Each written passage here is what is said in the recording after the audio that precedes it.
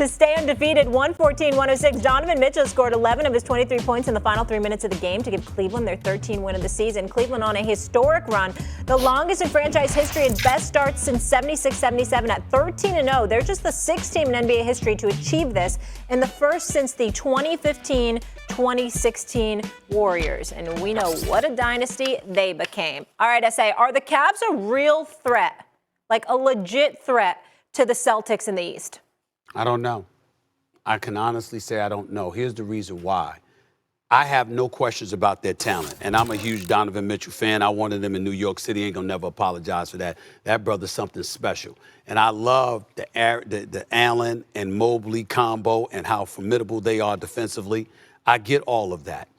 But this was the same team we saw get to the playoffs last year, ultimately losing to Boston. This is the same team that we're having questions about in terms of their sustained level of excellence. They ain't going undefeated. We all know that. But Kenny Atkinson being added to this team, he's a hell of a coach. A lot of people felt he should have never been let go by Brooklyn years ago, that maybe things would have been different with KD, Kyrie, and the rest of the crew had he stayed there instead of them getting Steve Nash in there, who had no head coaching experience whatsoever.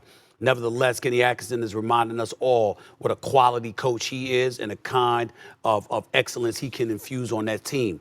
The question is, can they sustain what we're seeing from them? Can they be the collective bunch that they've been thus far, Shams? I'm wondering about that. I have no questions about Donovan Mitchell. I just don't question them. The rest of the crew, I'm questioning. I'm not saying they can't play. They can play. They can ball. I got mad respect for Cleveland. And right now, they look like the biggest threat to the Boston Celtics. But I got to see more. Come to me 60-plus games into the season, and I'll give you a better answer to that question. That is a great point, but we are seeing some signs of why this season might be different than last season or the year before. When you think about Darius Garland, Donovan Mitchell, we know how good they are on the ball, pick and roll. Yep. But what they've done unlocking Evan Mobley, and that was the big thing around the league this past summer, I reported on it, is the thought around the league, are they going to split up the backcourt? Are they going to split up the big men? And you have to give the Cavs front office, that organization, credit. They doubled down on that roster. They hired Kenny Atkinson. He felt like that roster was built for him. Okay. And he came in, and he's put the ball in Evan Mobley's hand. We're not seeing Evan Mobley staying in the corner anymore. He's averaging 18, 10, and 2 blocks a game because he has the ball in his hands, 24% usage rating. That's by far the most he's had the ball in his hands over the course of his career. And so he's a big factor in this. To me, he is the X factor of this roster. Here's a question I would ask for you, though. The ball in Evan Mobley's hands. Brother can play. I like him a lot. What I'm wondering about, if you're the opposition, as the season wanes and the playoffs approach, and you're the Cleveland Cavaliers and you come addicted to that. Remember, the more the ball is in his hands, the less it is in Donovan Mitchell's hands, the less it is in Darius Garland's hands, stuff like that. Is that playing into the hands of the competition?